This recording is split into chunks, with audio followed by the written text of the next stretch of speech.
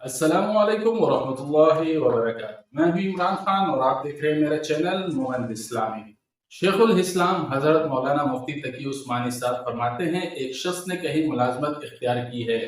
इस मुलाजमत में जो फराइज इसके सुपुर्द किए गए हैं वो अमानत हैं। इन फराइज को वो ठीक ठीक बजा लाए और जिन औकात में इसको ड्यूटी देने का पाबंद किया गया है, इन औकात का एक एक लम्हा अमानत है।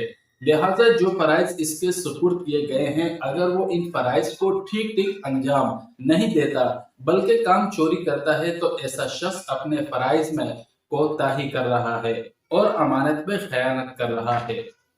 मसलन एक शख्स सरकारी दफातर में मुलाजिम है और इसको इस काम पर लगाया गया है कि जब फला काम के लिए लोग तुम्हारे पास आए तो तुम इनका काम कर देना। ये काम इसके जिम्मे एक फरीजा है जिसकी वो तनख्वाह ले रहा है। अब कोई शख्स इसके पास इस काम के लिए आता है, वो इसको टालता है और इसको चक्रे लगवाता है ताकि ये तंग आकर मुझे कुछ रिश्वत दे दे। आज के सरकारी दफातर इस बला से भरे पड़े हैं।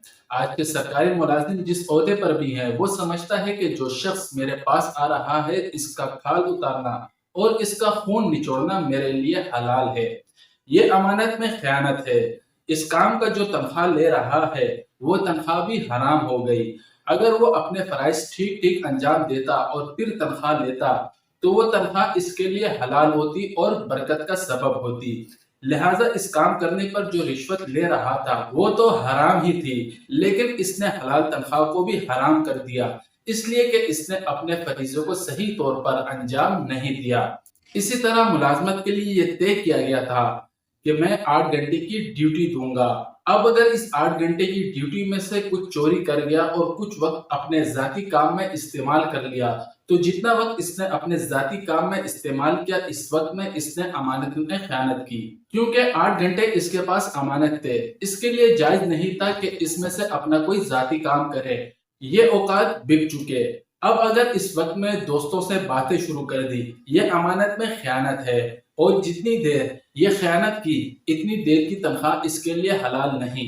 फिर फरमाते हैं कि मैं कहता हूं कि आजकल जब लोग कहीं मुलाजमत करते हैं या मजदूरी करते हैं तो ये हदीस बहुत याद रहती है कि मजदूर को इसकी मजदूरी पसीना खुश्क होने से पहले अदा करो। मगर मैं ये अर्ज करता हूँ कि ये भी तो देखो कि पसीना निकला भी या नहीं।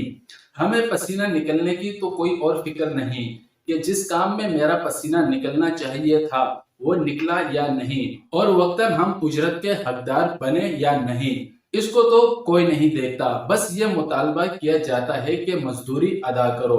बहरहाल ये फराइज की अदायगी में कोताही और ये वक्त का चुराना, ये सब अमानत में खयानत है और इसके इवज जो पैसे मिल रहे हैं वो हराम है। वो इंसान अपने पेट में आग डाल रहा है।